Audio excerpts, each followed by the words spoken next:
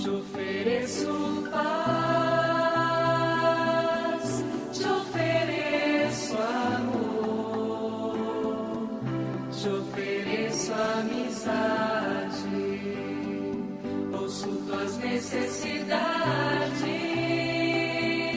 vejo tua beleza, sinto os teus sentimentos, minha sabedoria flui de uma fonte superior e reconheço essa fonte em ti. Olá pessoal, com muita alegria que estamos mais uma vez aqui na sede do Grupo Espírita Luzes da Verdade em Horizontina para conversarmos um pouco e refletirmos sobre os ensinamentos do Mestre Jesus. Para hoje, vamos refletir sobre um dos ensinamentos que ele deixou para nós no Sermão da Montanha: bem-aventurados os pacificadores, porque serão chamados filhos de Deus. Bem-aventurados os pacificadores, porque eles serão chamados filhos de Deus. Então, um valioso ensinamento deixado para nós, pelo nosso mestre, irmão Jesus, proferido no Sermão da Montanha. Haroldo Dutra Dias contribui conosco, nos dizendo que o Sermão do Monte, ele deve representar uma vigorosa declaração de princípios. Princípios esses que são valiosas lições de conduta e de moral, que devem fazer parte de todos nós, os quais devemos aprender, os quais devemos praticar, e assim contribuir individualmente com a regeneração do mundo. Haroldo também nos diz que ele é chamado um código, onde possui lições éticas e morais que estão ao alcance de todos nós. Além de ter sido proferido por Jesus às margens do Tiberíades, foi muito bem exemplificado por ele em todas as atitudes da sua vida, sejam elas as mais singelas ou as mais desafiadoras. Então, Haroldo Dutra Dias faz essa apresentação ao livro do Sérgio Luiz da Silva Lopes, chamado O Código do Monte, As Virtudes do Sermão da Montanha. Então, é um sermão dotado de inúmeras virtudes, importantes para todos nós que buscamos o progresso nesta vida. E Kardec nos diz então que as virtudes são o conjunto de todas as qualidades essenciais, todos os atributos essenciais do homem de bem, né? Ele nos traz no Evangelho segundo o Espiritismo, no capítulo 17, no item 8. E a FEB também traz para nós no livro Estudo aprofundado da doutrina espírita, vem nos explicar o que vem a ser a expressão que Jesus proferiu, bem-aventurados. Então, sob o aspecto espiritual, Jesus quis dizer os felizes. Então, felizes os pacificadores, porque serão chamados filhos de Deus. E a FEB nos traz também algumas interpretações interessantes a respeito do pacificador, né? O pacificador é aquela pessoa que já compreendeu que a plenitude do ser dispensa a abundância do ter. Então, a importância da construção interior. O homem só é verdadeiramente dono do que ele realmente construiu no seu interior. O pacificador acaba irradiando em torno de si a paz que ele conseguiu construir interiormente, né? Dispensando palavras, porque ele vai se tornar um exemplificador, a exemplo de Jesus. E acaba sendo chamado Filho de Deus, porque Deus é a paz eterna, a paz infinita e absoluta.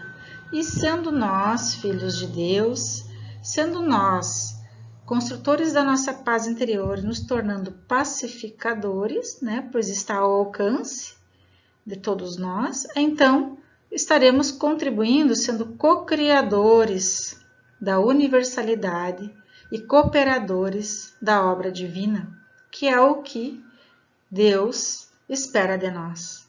Né? E interessante esta última colocação aqui sobre a conquista da paz ocorrer pela guerra.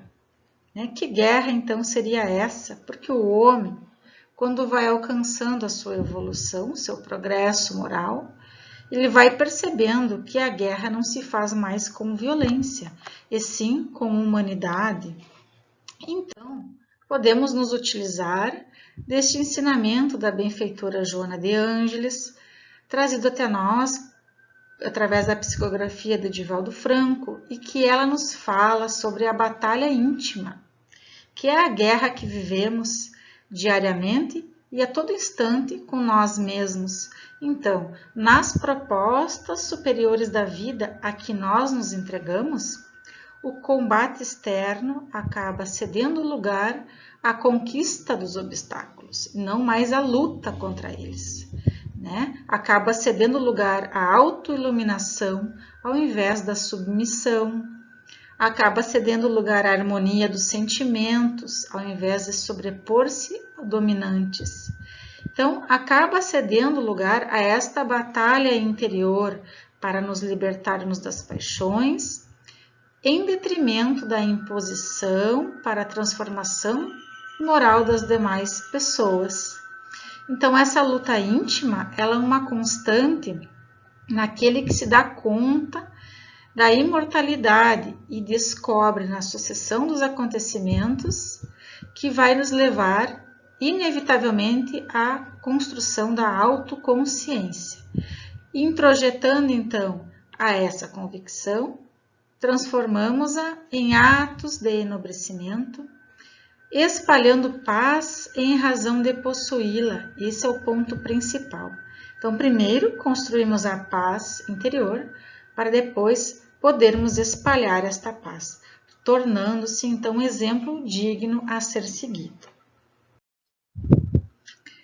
E Sérgio Luiz da Silva Lopes também contribui conosco, nos explicando a respeito das características do pacificador no seu livro O Código do Monte.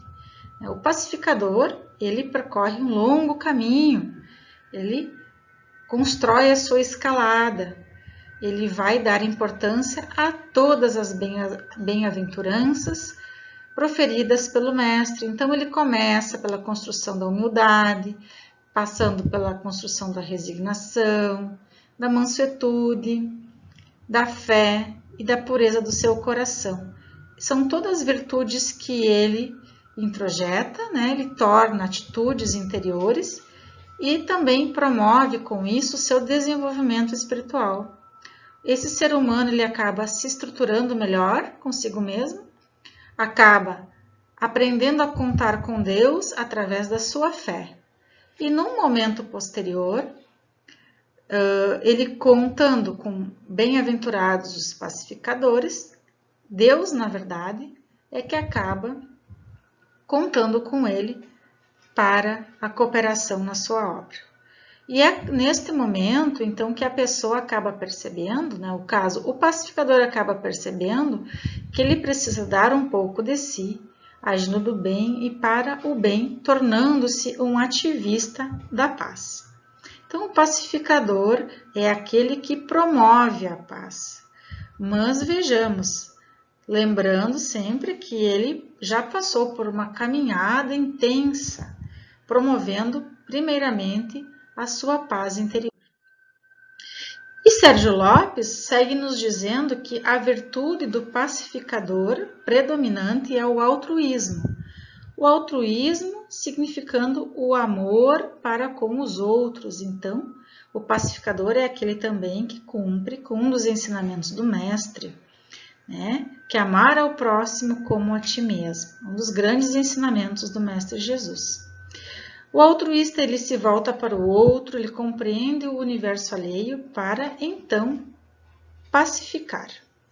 E também Sérgio Lopes nos fala que a construção da paz verdadeira é aquela animada pelo amor e é um dos principais desafios para todos nós. Conquistarmos a paz e construirmos a paz através do amor. Joana de Ângeles, através da psicografia do Divaldo Franco, no livro Plenitude, nos fala um pouquinho sobre o programa do altruísmo, né? Que ele requer muitas virtudes quanto à paciência, coragem, sabedoria, dizendo assim para nós que a vida se agiganta molécula a molécula em clima de harmonia e em paciente e incessante movimentação. E a paciência acaba estimulando a coragem, que se esforça para construir os resultados. E é essa coragem que é fruto do conhecimento das leis e que vai propiciar então a nossa insistência no programa do altruísmo.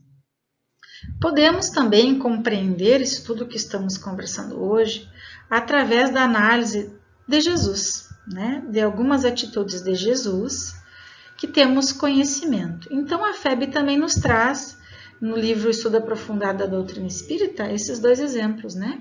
Para compreendermos Jesus pacífico e Jesus enquanto pacificador. Então, quando Jesus aceitou a cruz do Calvário, por amor, ele se revelou pacífico, né? Nos mostrou como é ser pacífico. E quando perdoou os agentes que o crucificaram, ele se mostrou então pacificador. Então, o trabalho de pacificação, ele requer certas atitudes. A pessoa que trabalha para a pacificação, ela, na verdade, age na redução de dificuldades, de discórdias, produz a paz e os entendimentos entre os homens, seu verdadeiro objetivo. Deve estar inspirado no profundo amor ao semelhante, deixando de lado as amarras do sentimentalismo. O desenvolvimento por uma mentalidade esclarecida e equilibrada é uma questão muito importante, que só se manifesta plenamente quando alicerçada na paz. Então, o trabalho de pacificação, ele reflete o pensamento divino, agindo como um verdadeiro filho, o pacificador ao honrar com todos os seus méritos o Pai de bondade e misericórdia.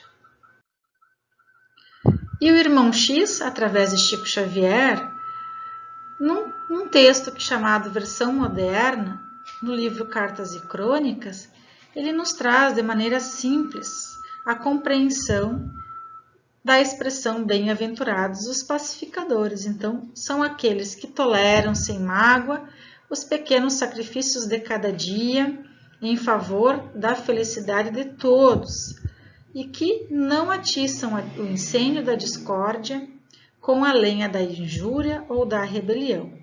Assim agindo, serão então considerados filhos obedientes de Deus.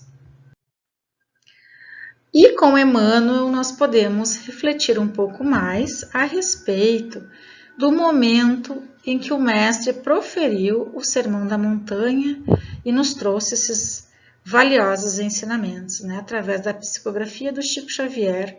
Emmanuel nos diz que, vendo a multidão, o Mestre subiu a um monte e começou a ensinar. E assim como ele, é imprescindível empenharmos as nossas energias a um serviço de educação. É imprescindível que ajudemos as pessoas a pensar, a crescer e a se aprimorar.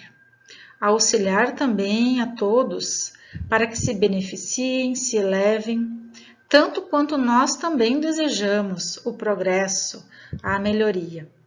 Então, que nós sejamos cada dia mais capazes de estender os braços, alongar o nosso coração, irradiar os nossos entendimentos, as virtudes da fraternidade, simpatia, ajudando todas as pessoas, todos os nossos irmãos, sem qualquer condição.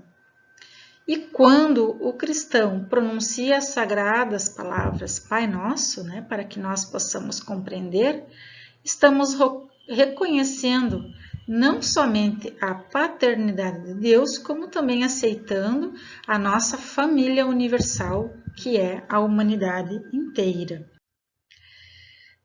E Emmanuel também nos traz um outro ensinamento através de Chico, que é uma interpretação a respeito desta bem-aventurança sobre os pacificadores. E ele nos recomenda: pacifica sempre, por muitas que sejam as dores que nos afligem a alma, devemos acerenar o nosso coração através da oração, pacificando os quadros da nossa própria luta. E se alguém nos fere, o que devemos fazer? Pacificar desculpando. Se alguém nos calunia, pacificar servindo. E se alguém nos menospreza, devemos pacificar entendendo. Se alguém nos irrita, pacificar silenciando. O perdão, o trabalho, a compreensão e a humildade são as vozes inarticuladas da nossa própria defesa. Golpes e golpes, diz Emmanuel, são feridas e mais feridas. A violência com a violência somam loucura. Então não devemos erguer o braço para bater, nem abrir o verbo para humilhar. Diante de toda essa perturbação, calar e esperar, ajudando sempre. O tempo sazona o fruto verde, altera a feição do charco, amolece o rochedo e cobre o ramo fanado de novas flores. Censura é clima de fel e azedume é princípio de maldição. Onde nós estivermos, pacifica, nos recomenda Emmanuel. Seja qual for a ofensa, devemos pacificar. Pois a paz do mundo é dom de Deus que deve começar dentro de cada um de nós. E para finalizar a nossa reflexão de hoje, vamos nos utilizar da benfeitora Joana de Ângeles, mais uma vez, através da psicografia de Divaldo Franco, que também nos recomenda nos tornar pacificador, aonde quer que nos encontremos, estimulemos a paz e vivamos em paz. E ela nos diz que nos tumultos que aturdem os homens e as lutas que se travam em toda parte poderiam ser evitadas ou pelo menos contornadas se os homens mantivessem o espírito de boa vontade uns para com os outros. Uma ofensa silenciada ou uma agressão desculpada, um golpe desviado evitariam conflitos que ardem em chamas de ódio. Então, confia na força da não violência e a paz florescerá. O teu e o coração de quantos se aquecem de ti.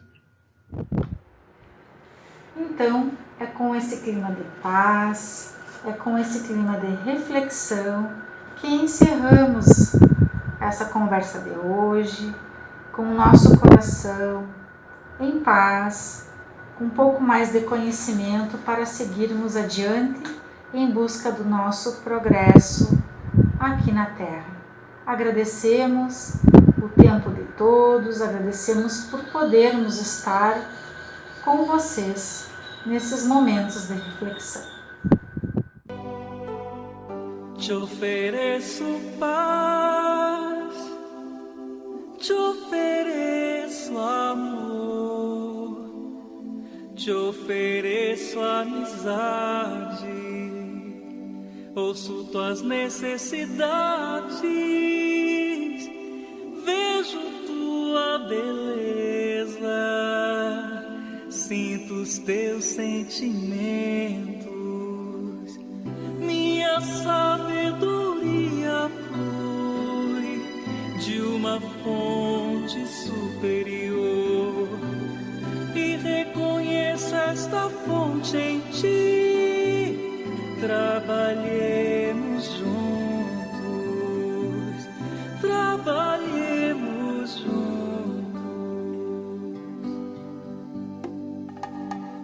Te ofereço paz,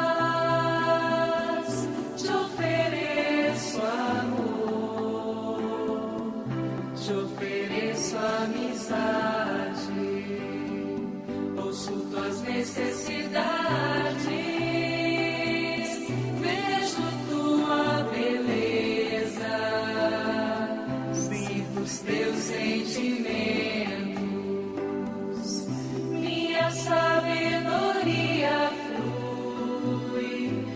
uma fonte superior e reconheço essa fonte em ti. Trabalhemos juntos, trabalhemos juntos.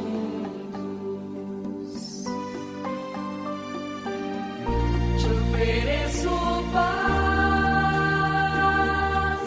te ofereço amor, te ofereço amizade, ouço tuas necessidades, vejo tua beleza, sinto os teus sentimentos, minha sabedoria flui de uma fonte superior e reconheço essa fonte em ti. Trabalhei